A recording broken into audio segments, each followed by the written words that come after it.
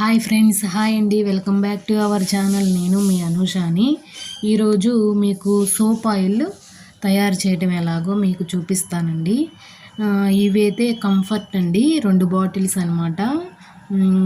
మామూలుగా అయితే నేను కంఫర్ట్ లిక్విడ్ తెచ్చుకొని కలుపుతాను కదా. ఈసారి ఏంటంటే బాటిల్స్గా కొనుక్కొచ్చేసుకున్నానండి. ఇదేమో ఈ 2 వచ్చేసి సర్ఫ్ ఎక్సెల్ బాటిల్స్ అండి.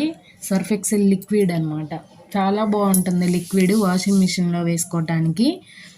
ఒక్కొక్క బాటిల్ వచ్చేసి 50 రూపీస్ అండి.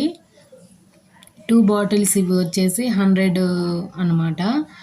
ఇవి ఏమో కంఫర్ట్ ఏమో మామూలు లిక్విడ్ తెచ్చుకున్నాం అనుకోండి మనం 50 రూపీస్. ఇలా బాటిల్గా వాళ్ళే రెడీ చేసి కనుక మనం లిక్విడ్గా రెడీ చేసి తెచ్చుకుంటే కనుక ఇదైతే 60 రూపీస్ అండి.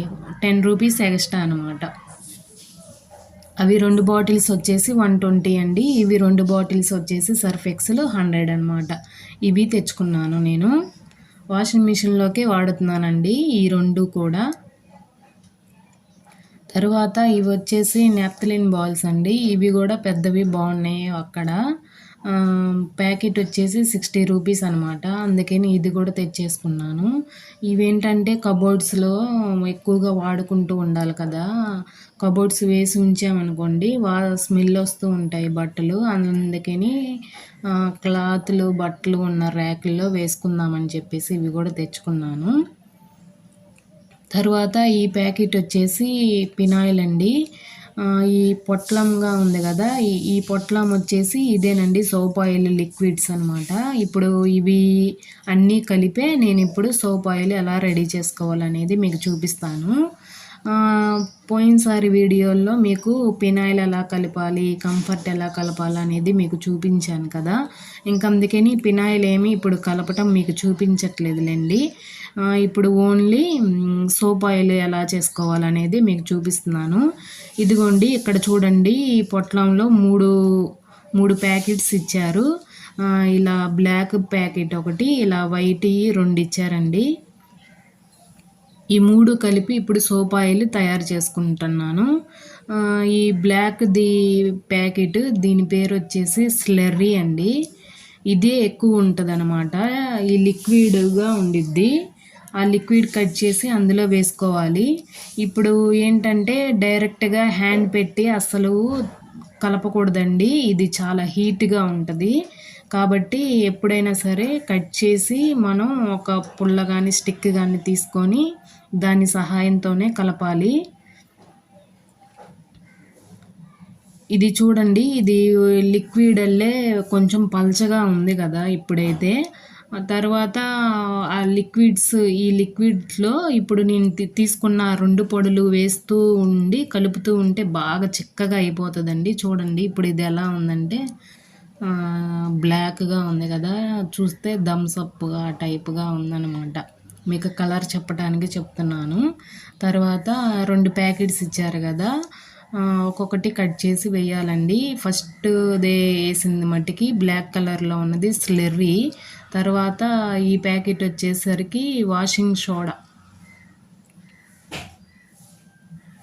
ఇది ఈ లిక్విడ్లో ఈ పొడులు వేసి తిప్పుతూ ఉంటే ఏంటంటే లిక్విడ్ అనేది గట్టిపడుతూ ఉండిద్ది.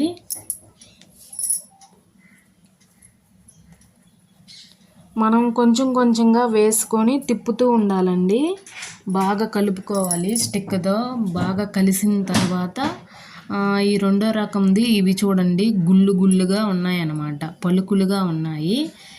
దీని పేరు ఏంటంటే వాషింగ్ పలుకులు అంటారు. పిప్రమెంట్ అని కూడా అంటారండి. దాని పేరైతే అది పిప్రమెంట్ పలుకులు అని కూడా అంటారు.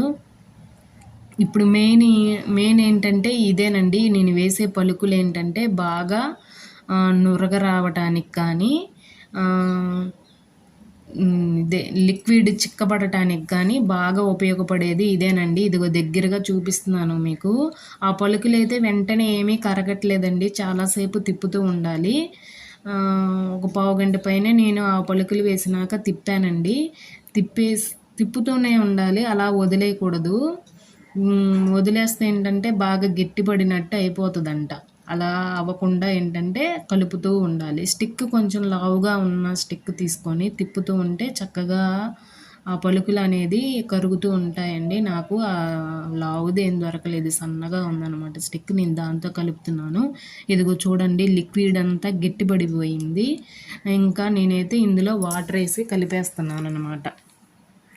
నేను తెచ్చుకున్న లిక్విడ్కి 5 లీటర్స్ వాటర్ అనేది కలుపుకోవచ్చంటండి. నేనైతే 3.5 వేసాను. చూద్దాము ఎంత లిక్విడ్ ఎలా వస్తుందో అని అనుకున్నాను. మరి మొత్తం వేసేసిన నీళ్ళుగా ఉన్నా కూడా లిక్విడ్ బాగోదు కదా అని అనుకున్నాను. కానీ 3.5 వేసిన తర్వాత కొంచెం కరిగిన తర్వాత చేయి పెట్టి చూస్తే బాగా థిక్గా వచ్చిందండి. అందుకని ఆ మిగతా 1.5 లీటర్స్ కూడా వేసేసాను. మొత్తం 5 లీటర్స్ వేసానండి వాటర్ వేసిన తర్వాత కూడా బాగా కొంచెం కలుపుకోవాలి. ప్రాసెస్ కొంచెం ఒక అరగంట పట్టిద్దండి. మనకి అరగంట ప్రాసెస్ పట్టినా ఇది ఈ రకంగా మనం చేసుకోవటం వల్ల మనకి 3 months దాకా ఈ లిక్విడ్ అనేది వచ్చిద్దండి. ఈ లిక్విడ్ చక్కగా మనం రెడీ చేసి ఉంచుకుంటే గిన్నెలు కడుక్కోవటానికి విమ్ లిక్విడ్ ఎలా యూజ్ చేస్తామో సేమ్ అలా ఈ లిక్విడ్ కూడా అలా యూజ్ చేసుకోవచ్చు అనమాట. అలాగే బండలు కడుక్కోవడానికి, తర్వాత బట్టలు ఉతుక్కోవడానికి కూడా ఈ లిక్విడ్ వాడుకోవచ్చని నేను విన్నానండి.